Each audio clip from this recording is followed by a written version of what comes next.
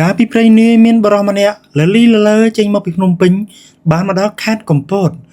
បរិសម្នាក់នេះស្រឡាញ់ខេត្តកំពតជាខ្លាំងដោយសារតែខេត្តកំពតសម្បូរទៅដោយធនធានធម្មជាតិជាច្រើនដូចជាភ្នំទឹកជ្រោះ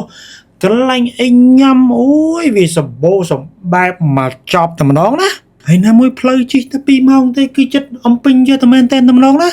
គឺចិត្តម៉ាចិត្តហើយបន្ទាប់ពីបរិសលលីលលើនេះជិះមកដល់ក្រុងកំពតរួចក៏មកកន្លែងកាហ្វេមួយកន្លែងដែលមានទឹកជ្រោះហើយក៏ចូលកំងកាហ្វេមួយកែវក៏បានមកឆាហើយក៏មកសុំកន្លែងអ៊ីលក់តារ៉េនចតឡានមួយផ្លែតបន្ទាប់ពីចតឡានរួចក៏ឃើញបងប្អូនយើងគាត់ចូលទិញតារ៉េនហើយខ្ញុំក៏គិតថាអូម្ដាយខ្ញុំនេះគាត់ចូលចិត្តតារ៉េនហើយខ្ញុំក៏ចូលទិញដែរទៅហើយខ្ញុំអង្គុយចាំឲ្យសន្ទុះដើម្បីឲ្យបងគាត់ទិញរួចខ្ញុំក៏ចូលទិញម្ដងហើយតារ៉េននេះគឺនៅខេត្តកំពតផ្ទាល់តែម្ដងហើយកំពុងតែឲ្យអ៊ីគាត់រើសឲ្យថាតារ៉េនណាដែលវាអាច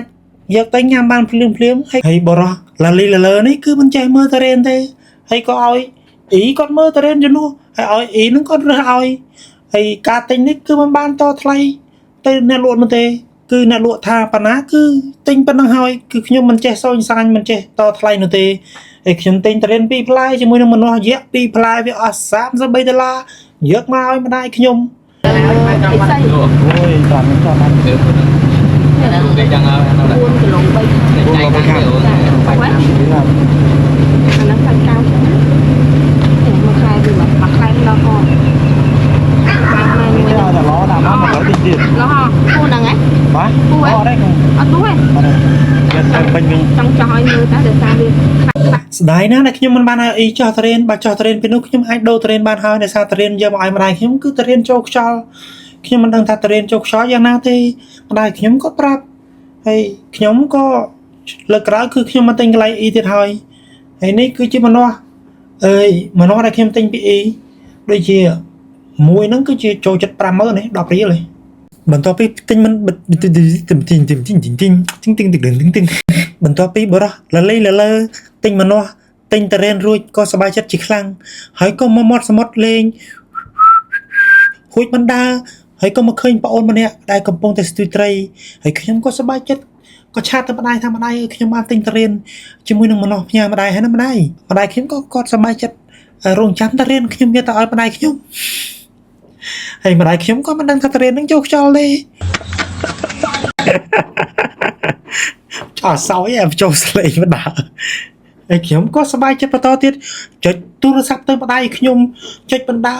មានតារ៉េនដើម្បីយកទៅឲ្យម្ដាយខ្ញុំនៅឯភ្នំពេញព្រោះខ្ញុំបានមកដល់ទិញតារ៉េនផ្ទាល់ពីធម្មជាតិទឹកដីខេត្តកំពតនេះផ្ទាល់ខ្ញុំស្រឡាញ់ខេត្តកំពតជាខ្លាំងហើយខ្ញុំក៏ចង់សាងគ្រួសារនៅខេត្តកំពតនេះផងដែរហើយខ្ញុំក៏ចង់ទិញដីនៅខេត្តកំពតនេះប៉ុន្តែដីនៅខេត្តកំពតនេះថ្លៃជួយតែយ៉ាហើយគ្មានលុយទេសំលុយសិនចង់មានចកាមួយនៅខេត្តកំពតបងប្អូនអូយខ្ញុំស្រឡាញ់ធម្មជាតិនៅកំពតវាសម្បូរកន្លែងដើរលេងសម្បូរភ្នំសម្បូរសមុទ្រហើយសេដ្ឋកិច្ចទៅថ្ងៃមុខកំពតនេះលេខ1ហើយបងប្អូនហើយខ្ញុំបន្តសាច់រឿងខ្ញុំបន្តទៀតជាមួយនឹងប្អូនប្រុសដែរគាត់កំពុងតែមកស្ទួយត្រីនេះហើយខ្ញុំសួរគាត់ថាប្អូននៅរៀនឬក៏នៅសិក្សាហើយប្អូនប្រុសឆ្លើយថាខ្ញុំនៅធ្វើការបងខ្ញុំឈប់រៀនហើយដើម្បីទៅជីវភាពវាអញ្ញៃតោកយ៉ាបានជាគាត់ឈប់រៀនគាត់មកធ្វើការដើម្បីយកលុយទៅបំពេញជីវភាពហ្នឹងណាអញ្ចឹងបានថាជីវិតយើងមនុស្សម្នាក់គឺវាមានរឿងរ៉ាវជីវិតផ្សេងគ្នាអ្នកខ្លះឈប់រៀនក៏ព្រោះតែរៀនមិនចូលអ្នកខ្លះឈប់រៀនក៏ព្រោះតែជីវភាពតែចង់រៀនណាតែដោយសារតែជីវភាពហើយខ្ញុំក៏លេងតែកាមេរ៉ាខ្លាចធ្លាក់ទឹកដោយសារតែដាក់លើដៃ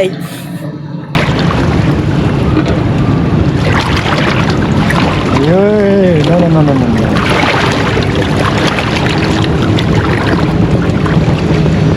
ខ្ញុំមកប្លង់នេះងាយបានហើយអើយ